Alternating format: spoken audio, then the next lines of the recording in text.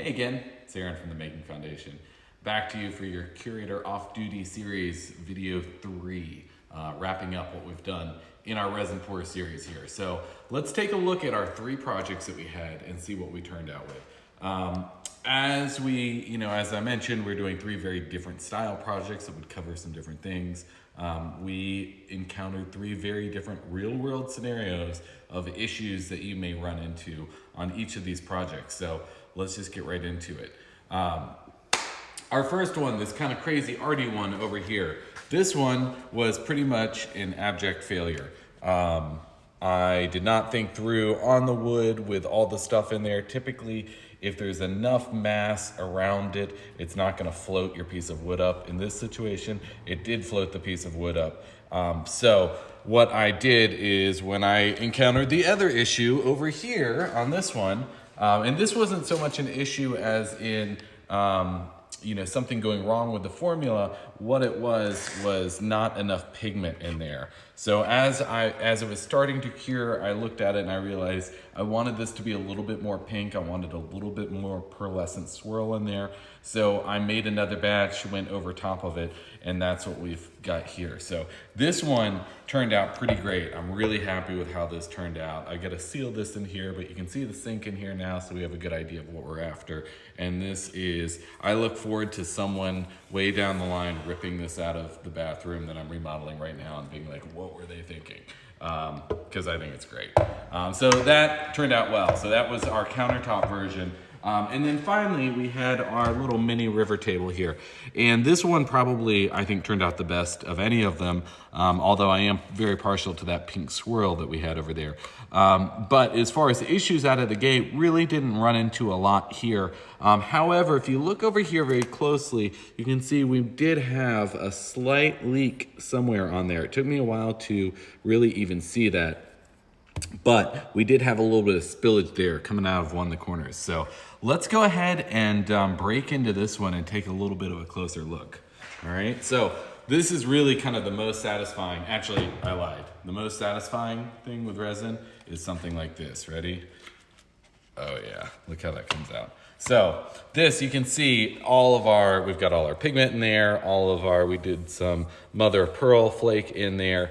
That sank to the bottom when that wood came up. Totally okay. We had our extra pink that we poured on there. I think what I'm gonna do on this one is I'm gonna glue this to a sacrificial piece of wood and turn this down on the lathe and see what we can kind of reveal in there, because I have a feeling that we can probably salvage something pretty cool out of that. Now, when we were pouring it, and I was talking about having a little bit extra, you can see that blue right there we did with that pigment. I actually poured a little bit of it in a piece of wood that was right next to me that whole time.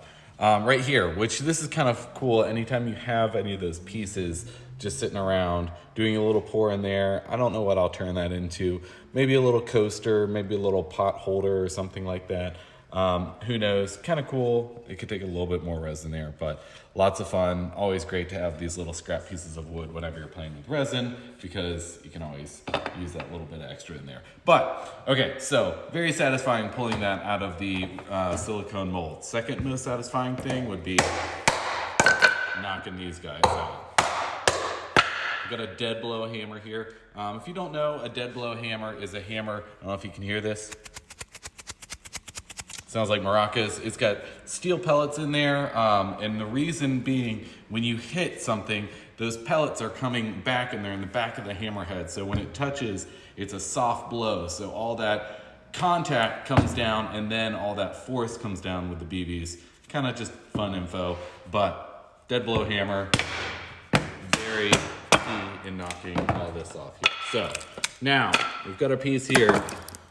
It's probably not gonna wanna pop up really easily since we did have that little bit of spillage there. That's okay. We are going to pry this guy up.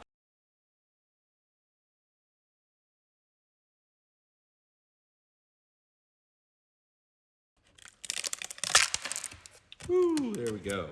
Okay, so some sins on the underside, but that is a-okay because this will give us a great thing to fix. So as you can see now, on the underside, we've got some craziness here. We've got our resin right here, that all that worked out well.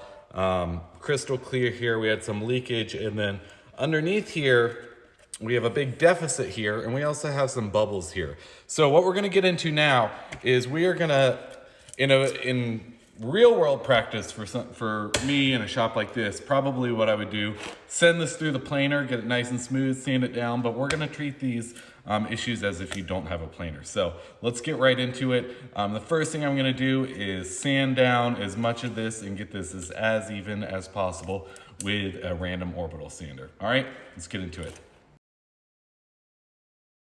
All right, and we're back. So we're gonna do a little bit of sanding on this. Now, we're pretty crystal clear here, so instinctively, we don't want to sand on this and mess this up, but let's just assume that you have an air bubble on here, or you have a big old smudge or fingerprint or a fly landed on it, and you need to address that. We're really gonna focus on the back because this kind of duplicates some of those actual real world issues that happen like that, like some of these little air bubbles in here or what have you. So we're gonna get right to sanding. But before I start in the back, it's raised around the edges here, so I'm gonna go ahead and knock those off. Now, one thing, when you're sanding, it's important, and I'm just using an 80 grit here, but it's important to always wear a mask and eye protection and do it in a well-ventilated area, of course.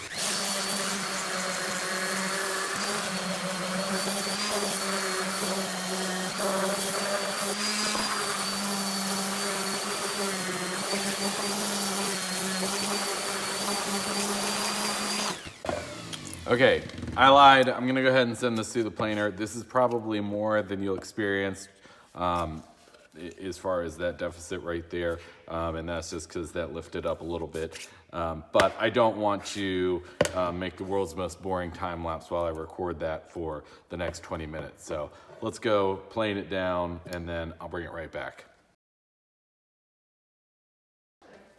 Okay, so we're back from the planer. Just wanted to fast forward that a little bit. Now we are all down to wood. My point that I wanted to really show on that was how we're going to, once we have that clear and then it goes cloudy, how we bring it back to being crystal clear. So let's get back to sanding a little bit. We knocked this off the front. Let's go ahead and get this completely uniform. Again, we're still with our 80 grit here.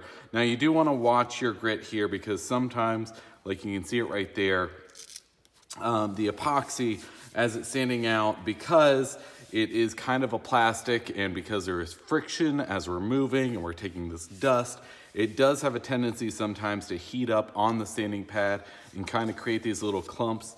You want to stop when you're sanding, trash your pad at that point, because if it has that little clump, you're really not making any progress sanding down into the epoxy.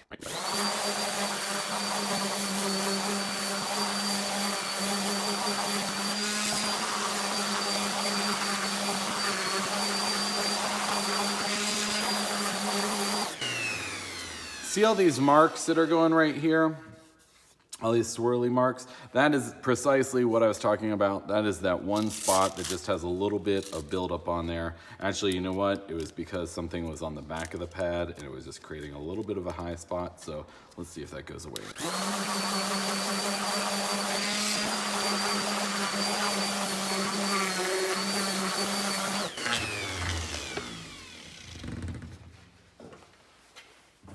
So something that I've noticed here is right under where our little C.O.D. thing is, we have a slight deficit right there, just a little bubble where resin, for some reason, kind of pocketed and didn't go in there. So what I'm gonna do is I'm gonna hit that with air real quick, try and get any of that dust out of there. Now it's open and dust-free. We've got a couple different options for how we could fix that. We could mix up just a little bit more resin and put that down in there, let that cure overnight, given the full curing time, treating it like a normal resin project. That would work.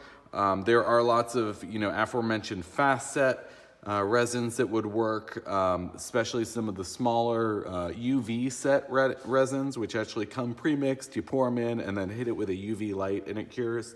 But another option that you can use if you don't have the patience for the resin, or you don't have the UV resin available to you, you can use some good old-fashioned super glue. This is wood specific stuff. This is but just regular old CA wood glue, super glue, or not wood glue, but super glue. Wood glue is a different animal. We'll get into that another time. But I'm just going to take this super glue and I'm going to fill up that deficit, because that super glue is also a polymer. When it sets, it's essentially kind of like a plastic as well.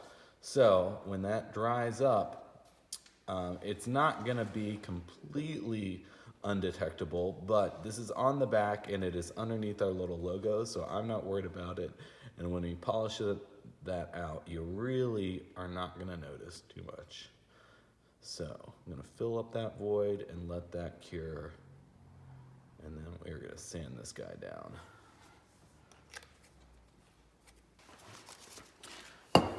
With that super glue, as that's drying, we can just let that dry, or we can use a little activator.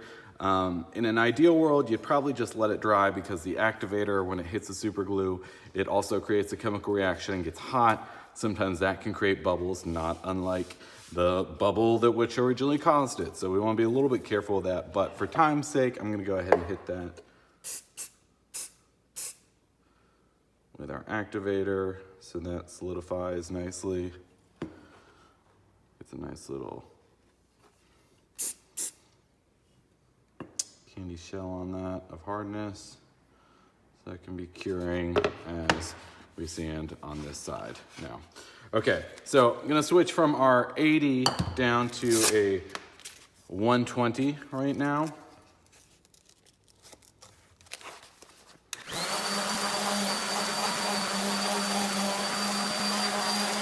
Again, I'm starting to see a slight pattern in there, which tells me that I either have my little sanding pores clogged here, or I've got a high spot. And it looks like that clogged up pretty quickly on that once we get to that 120. I'm gonna go ahead and just kind of shake that out and then put that right back on there, see if that helps, because that still has a little bit of life to it. But what you're gonna notice as we're sanding, as we're going to these finer grits, every time that we go down, it's gonna become less and less cloudy and more clear, all right?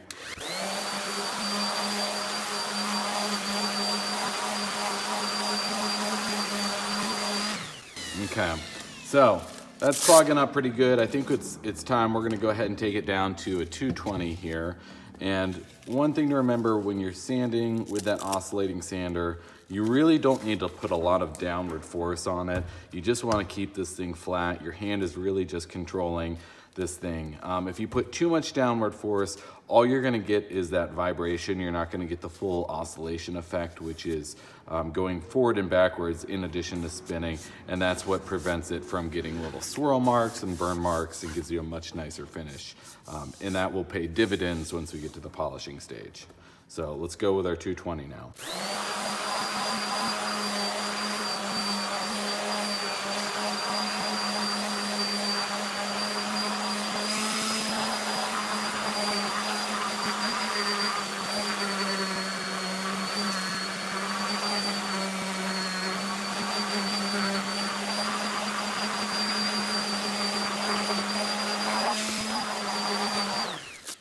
New 220.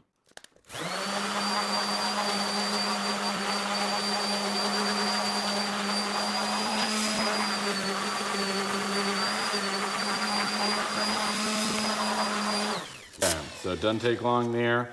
That was 220. Now let's go on with a 320, and that is going to be the final sanding disc that we're using with our random orbital sander here.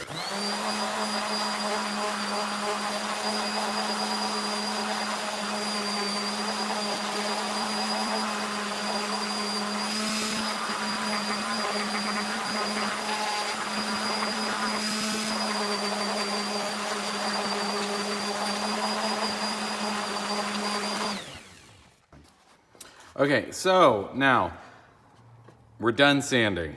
And I know that you're probably thinking, wait a minute, that is not crystal clear at all. What's the deal? It's just really dusty right now. So let's go ahead and just give this guy a little bit of a squirt with good old-fashioned water and wipe it down. And we can see a little bit better what we're working with here.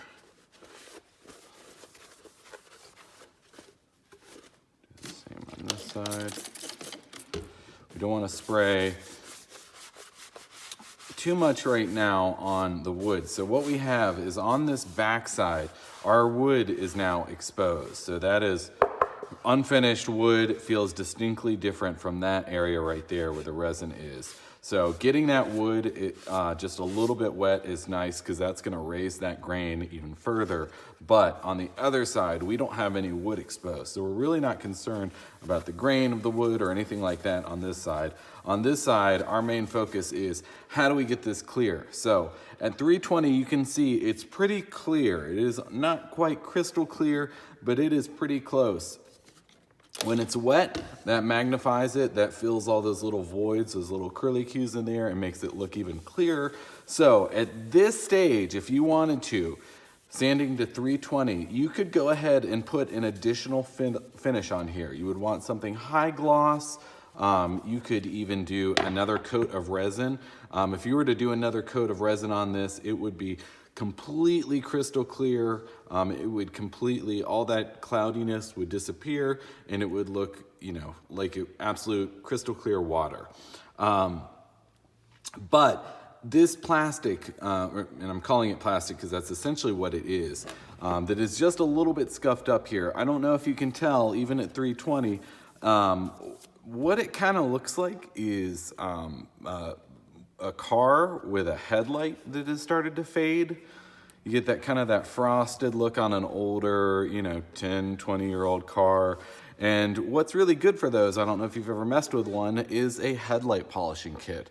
And that is precisely what we like to use on resin, for finishing resin. And that polishes it out even further. So let's go ahead and actually start to do a polish on here and see how smooth and how clear we can get that. So now that we're sanded up to that 320, we can go ahead and start making slightly bigger jumps and different changes in tactic here. I'm gonna go ahead and now I'm gonna kind of consider this resin as if it were kind of going back to the car thing. Let's consider this like an old clear coat on a car's paint job. So what we're gonna try and do is bring this back and we're gonna put a little bit of wax on there. This is a fine cut wax, so it's actually got a little bit of abrasive in it, not too much. Now this is also something that you could also just as easily do by hand with wet sanding kits. There's lots of those on Amazon, that just kind of gradually go up from 500 to let's see here. What's that plug? They go all the way up from 500 up to like 3,500, and it would actually be paper. It kind of looks like this, and you get it wet as you're sanding, and that'll keep it from burning. But again, I'm going to take a different approach with this, and we're going to treat it as if it is a car paint job to see how we can get that shine come out of there. So we've got our sander here. Let's go ahead and throw a rubber silicone mat. Get that other blue one, please.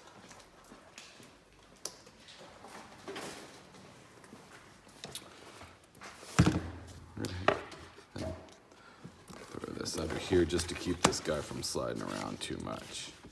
So.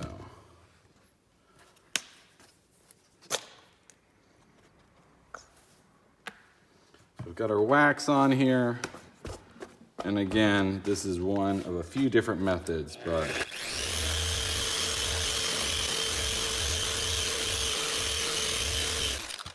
So starting to get there.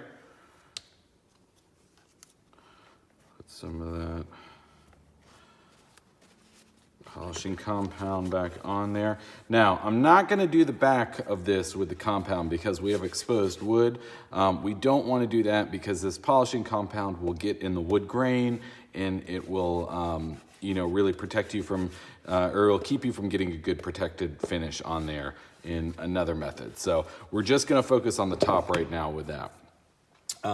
We've got our wax on there, our fine cut abrasive compound on there. And now I would like to go to, this is actually a specific, it is an even lighter cut than that. So this is actually specifically for headlights. So we're gonna go ahead and put that on there throughout here. And because we are using a different compound, we're gonna go ahead and switch our buffing pad. Take that yellow.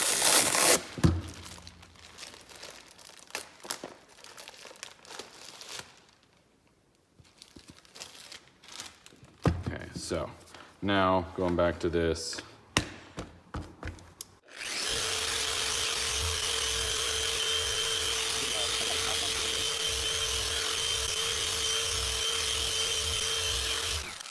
Looking pretty good there.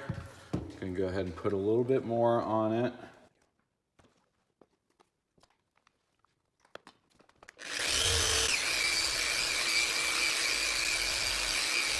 Okay, so it doesn't take much there to get us nice and shiny. And that is pretty close to crystal clear.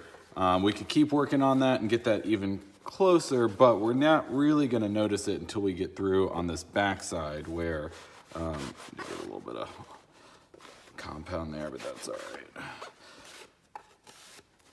That we need to bring back as well. So what I'm going to do is I'm going to go ahead and get rid of my polisher now.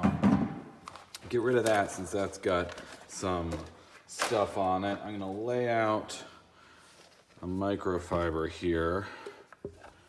And I'm gonna go ahead and give a paper towel just a light misting. I wanna get that wax off. I keep calling it wax because that's what my brain is telling me to call it, but it is definitely a compound, polishing compound. So, all right, so we got all that off. Now, right here, let's go to our 800 grit here, and I'm gonna get this paper nice and wet, and I'm gonna use some kind of mandrel. This is just a little block of foam, and I'm going to start going in little circles here to bring this in. I'm not focused too much on the wood right now. It's okay if we get on the wood, but because we're really just kind of focusing on this one little spot, right here that we're gonna see through. I'm just gonna keep all my attention right there. And again, this is the 800 grit that I'm doing, and I'm doing that with water. And that water is important just because it keeps it. The finer the grit you go, the smaller those abrasive particles are.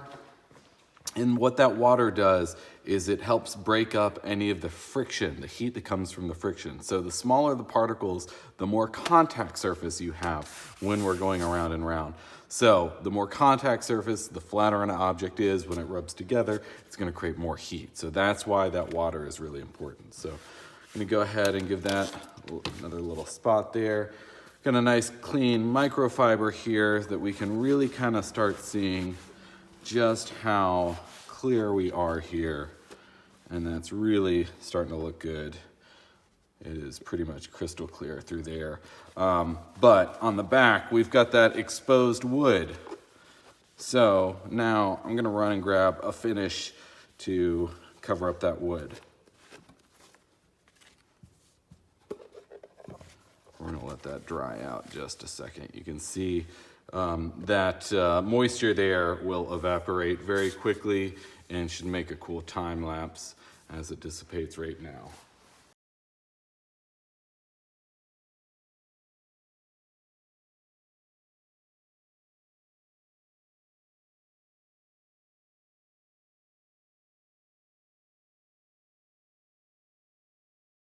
Okay, with our piece nice and dry, we're gonna go ahead and put that finish on there. Now, there's a lot of different finish options. At its core, the resin doesn't need a whole lot of protection.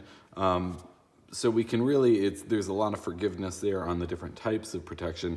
When we typically talk about finishes for wood, we talk about the finishes that go into the wood and protect it, and the finishes that go on top of the wood to protect it. So what we're gonna do is we're gonna go as simple as possible, and we're gonna use some good old-fashioned beeswax here. This is a beeswax honey oil. I've seen this at different grocery stores. This is really easy to procure. It's natural. There's no issues with it. Now, it's not something that you would want to use typically if it's going to see any outdoor action or anything like that, or if you want to stain the wood, but we really like the way this wood looks on its own, so we're not going to stain that. We're gonna go direct to it. And we've got a nice brand new bottle here. Got that on there. And this oil is this wax mixture essentially will never fully dry on there. And that's what really kind of gives it that sheen, and that's what gives it that protection. It'll just continue to kind of soak into the wood. Okay, so once we've got our conditioner on there, and this is again just a beeswax oil finish, we're gonna put some just classic finishing paste on here. This is also a wax, but this is just a little bit more of a hard finish on here. And again, just really brings out the best of this beautiful English walnut that we have here. And this is the type of finish as well that will need a little bit of upkeep, which is just the occasional additional coat on there. But as you can see, that is absolutely gorgeous, and we are completely crystal clear there, like so. A little oil on my fingers, but just like that. And again, this was just intended as an example of all the different kind of things that you can encounter, whether your resin piece has exposed raw wood to it that we need to put a finish on, or if it is going to be entirely encapsulated with that resin. And this also does a good job of showing the difference of that. So they were sanded down to about the same. This is what it looks like with the resin on it, and that's what it looks like with the paste on it. This obviously has a much more authentic wood look to it. In the light, you can sometimes catch that grain, which is really nice. Here, because it's so smooth, we have that finish on there. You don't get that quite as much, but you do get a really nice depth, especially in some of that cross grain right there, or that figuring rather. Really gorgeous stuff. Don't know what we're gonna use this for. This could be a little, serving platter or something like that. I'm thinking this could actually make a cool clock if we were to kind of cut this into a geometric shape, drill a hole in it. Who knows? We'll play around with it. Please check our Instagram on that and see what we make out of it.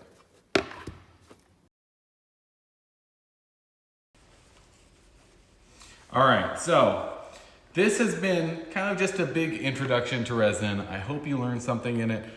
We've had all of our samples here. We've encountered some different issues that you probably could very well encounter in the real world. Hopefully we've shared some knowledge that will help you address this stuff, and hopefully we will make it seem not so intimidating so you're willing to jump in and try it yourself. You can have a lot of fun with it, and sometimes it can work out really well.